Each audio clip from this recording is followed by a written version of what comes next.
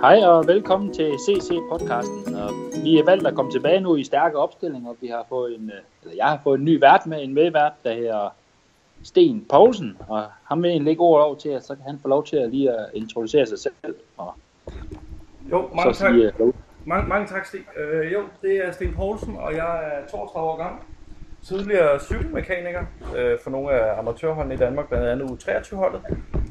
Og nu har jeg så valgt at lægge mig lidt på cykelentusiastdelen og været lidt ind over nogle flere forskellige hold omkring noget presseråd og så videre. Så det er egentlig det, jeg bevæger mig med i min dagligdag. Men nu har jeg valgt at indgå i en lille podcast her med Stig, og det glæder mig selvfølgelig til at få snakket lidt om felter og dens ryttere.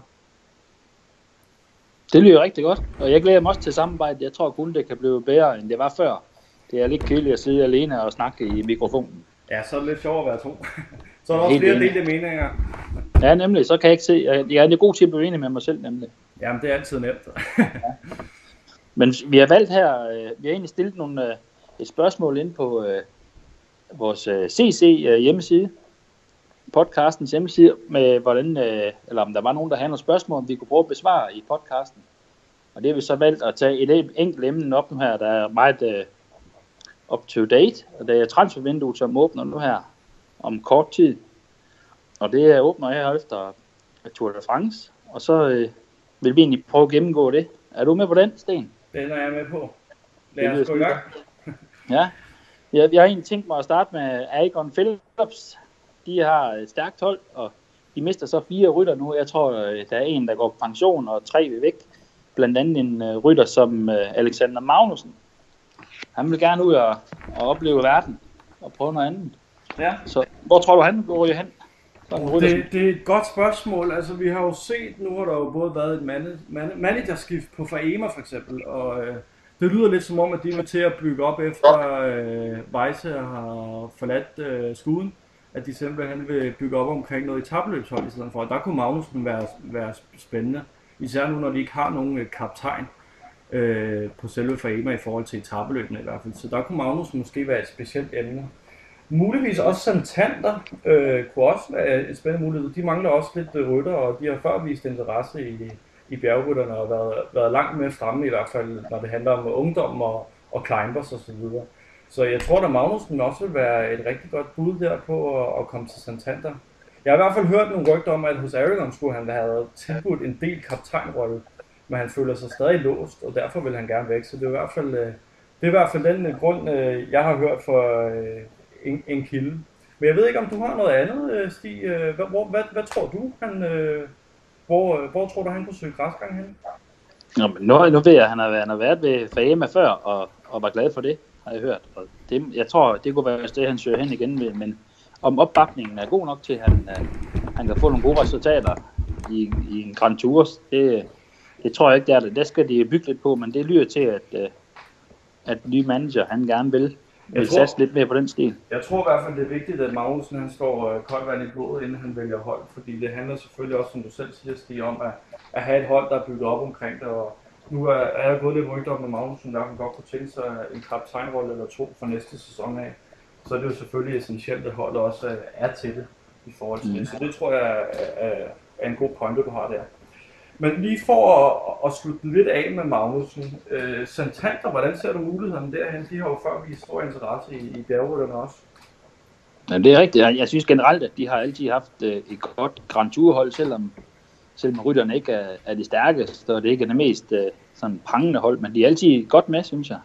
Og der passer fint ind der. Altså, jeg ser ham noget mere som en fri rytter. Det er min sådan generelle holdning til bjergrytter. Ja. At de må gerne være frie rytter, og så skal de ud og jagte nogle af de der bjergetænder. Det kan jeg godt lide at se i en cykelløb, at de tør tage nogle chancer, de bjergrytter. Men det kunne også være, at vi så en gang i fremtiden, at man måske vil have en GT, som passer bedre til bjergrytterne med færre enkeltstartskilometer. Så kunne det måske være spændende for Magnussen at prøve sig i sådan et løb. Ja, nemlig. Men han er ikke helt dårlig på en enkeltstartcykel. Han plejer at kunne følge godt nok med der, synes jeg. Ja, men jeg tror i hvert fald, Santander og Faema, det kunne måske godt være hans nye hold i hvert fald. Ja, han kommer i klemme på de andre store hold, sådan Grand Tours-mæssigt, hvis han skal ind og prøve at presse en Grand Tour-kaptajn af holdet der. Det tror jeg ikke, han kan. Den er lidt svær hos Aragon i hvert fald, hvis vi tænker på, at de både har Josh Kroll og de har Jan Ziel i hvert fald. Ja, nemlig også. Og så har de nogle unge rytter, som også er stærkere end ham i Grand Tour. Sådan som Theodor Clemenson, han er genial. Ja, det er. Men i hvert fald, hvis vi lige får lukket ned for den, og så vender jeg faktisk gerne høre dig, Stig. Sådan en som Mason Miller, for eksempel, som er kørende på Faema lige nu. Vi ved, at der har været stor kamp omkring, at han skulle forlænge, og både Weisse har vist prøvet, og også den nye manager Ausilio har prøvet op til flere gange at få lagt en forlængelse. Man har ikke rigtig lykkes med det. Hvordan ser du mulighederne for ham? Jeg synes, han har mange muligheder, for han er en dygtig rytter. Han er godt nok ikke slået igennem, som jeg tror, de har regnet med på Faema, med at han skulle ud og jagte en masse ungdomstrøjer og vinde nogen. Der synes jeg, at han er faldet lidt igennem, men det ser man jo tit, at der er lige et år, hvor det ikke bare kører, og det har så været hans år, hvor det har kørt, men han er uden tvivl en dygtig rytter, og en af fremtidens stjerner i Poncheurs regiet. Ja, jamen jeg er helt enig med den synspunkt der. Hvad tænker du for eksempel som Commerzbank som en mulig destination for ham? Jamen, de har altid haft gode ryttere på den front, synes jeg, og det er et fint sted for ham, og der er nogle unge hjælpere til ham.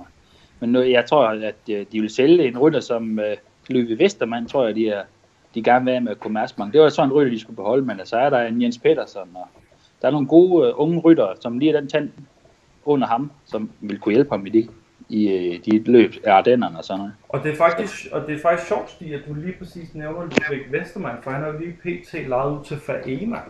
Ja, kunne man eventuelt se, at han vil blive en fast inventar på Faema-holdet, og man så måske tog Pete Patterson, som har været snakket rigtig meget om, måske hen til Commerzbank, der har han jo kørt før. Ja, jamen det kunne også være en fin byttehandel. Altså jeg tror, de passer lidt ind begge steder, begge to. Altså det vigtigste for Faema, det må jo være, at de har nogle hjælpere til Mario Meyer, så han snart kan træde skridtet lidt højere op. Altså, og hvis de mister en Mason Miller, så er en Vestermann essentielt for holdet, at de skal have de der unge hjælpere. Ja. Samme gælder for Pete Patterson, hvis han også smutter. Det gør han jo.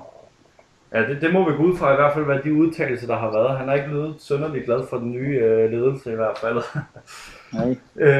Men i hvert fald, hvis vi så lige vender mod Pete Patterson, som der har været snakket en del om. Han er jo ikke kun blevet rygtet til Commerzbank for eksempel. Der har været flere ind over, både med Als og Peugeot og sådan noget.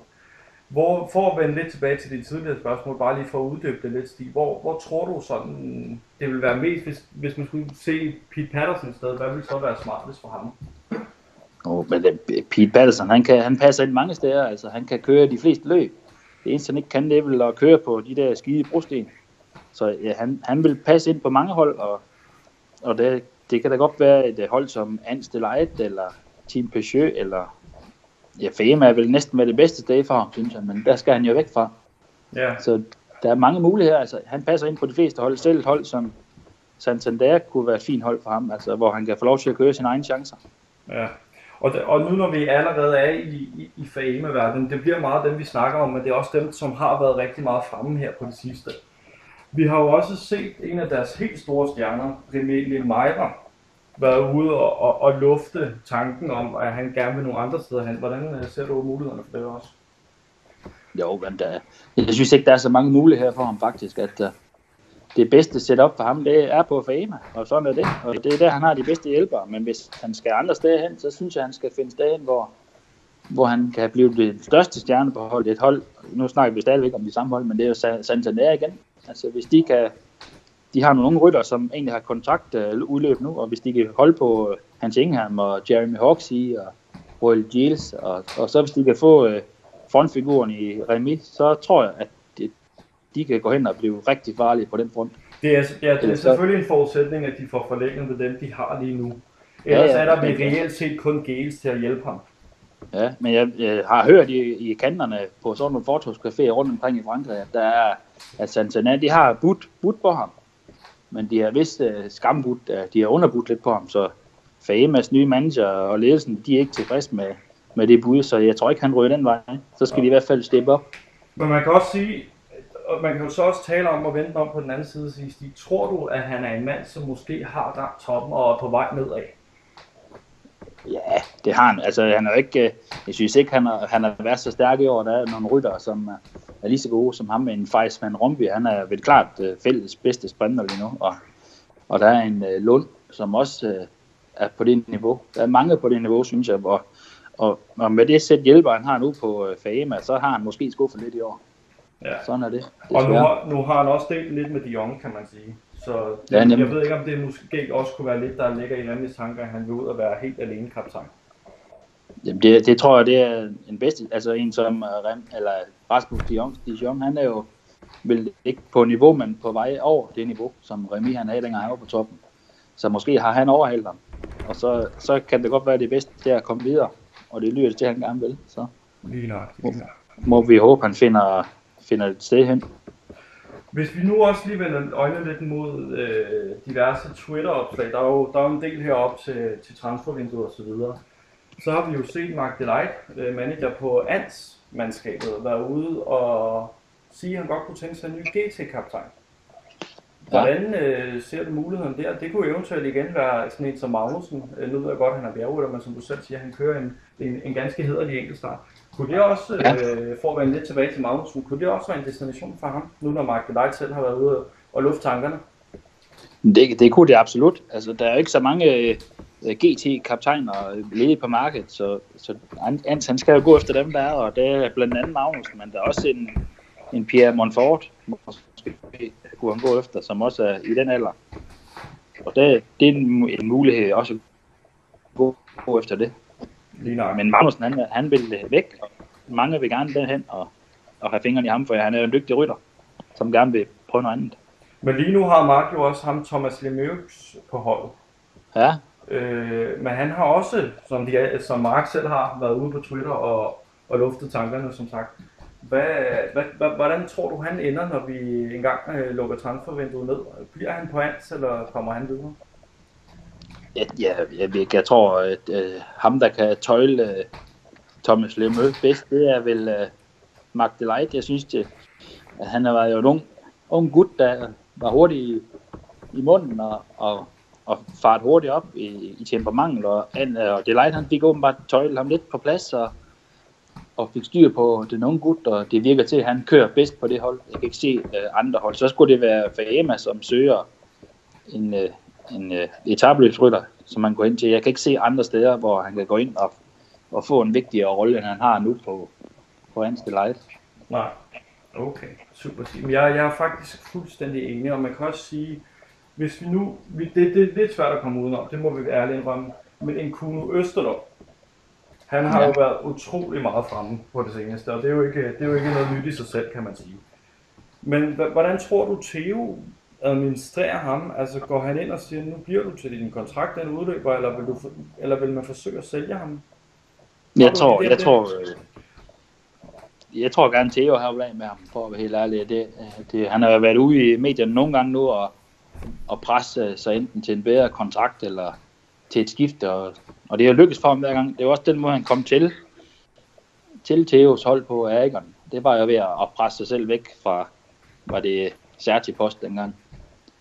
Ikke? Så det er åbenbart hans metode, og den virker for ham, og så må holden jo enten lade være, eller... Men det må også under alle omstændigheder være lidt en skræmmekampagne, han fører, fordi det er lidt en tækkende bombe. Nu har han gjort det, som du selv siger, han har gjort det en gang før. Kunne man ikke tænke sig, at manager allerede har det i baghovedet, hvis han kommer herhen, måske om 2 sæsoner, jamen så er det faktisk den samme smør, han kører, og så vil han gerne lægge igen. Det må næsten ligge i baghovedet, at han er en lille tækkende bombe. Ja, men uden tvivl er han, og det bliver han nok ved med at være. Altså, jeg kan ikke se andre muligheder for ham. Han er ikke en god nok rytter til at kunne slå nogen af på Agon Philips holdet nu. Der er nogle etabløbsrytter, som er foran ham, synes jeg, så det bedste vil være for ham at komme væk, og så falde til ro sted, og udnytte den chance, han kunne få på et andet hold. Lige nok. Og kunne man eventuelt se ham i et bytte for Faema, eller er hans ryttertype og hans måde at være på lidt for stor i forhold til, hvad Faema reelt set har været vant til at håndtere? Ja, de har haft nogle store rytter før, men jeg tror også, at de sagtens skal håndtere ham. Og jeg tænker også mere personlighedsmæssigt, sådan den måde, han tager sig frem på. jeg tror ikke, han passer ind. Altså, nu har Remy godt nok været fremme i pressen, og Pete har været lidt fremme i pressen og sådan noget. Men jeg tror ikke, at det er ikke sådan noget, man gør på det hold. Altså, det har altid været et stille og roligt hold, som har passet på hinanden og stået sammen, når det har været hårdt. Så jeg synes ikke, han passer ind på det hold. Jeg tror, han skal finde en anden sted. Det kunne måske være Commerzbank, altså over og prøve at cykle lidt derover, og så se, om man kan slå ham, Thomas Lemø, af holdet. Sende ham videre.